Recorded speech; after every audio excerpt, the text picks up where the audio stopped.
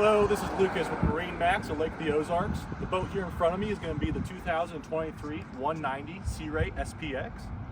The side hull is going to be the Lagoon Blue. If you want to follow me on board, I'll show you the rest of the boat here. Coming to the back, you're going to notice this boat does have the gray sea deck package here on it. You're also going to see that it has a manual submersible swim deck, so you can drop that down when you're coving out. It also has a four-step ladder here for us. Come on aboard. This Sea Ray is going to be optioned with the sport tower. Still going to give you the tow option for your tube in the back. The interior color is their stone color, so a nice light cleanable color. For a 19.5-foot boat, this boat is going to have plenty of storage. Starting back here in the engine, you do have storage on the back left here. Looking down the engine, you are going to see it's a Mercury 4.5 liter, 200 horsepower engine. This boat does have the upgraded sound system and the upgraded dash to the 9.5-inch Simrad screen.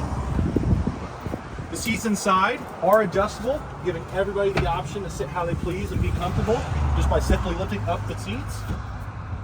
Very deep glove box so you can store all your items.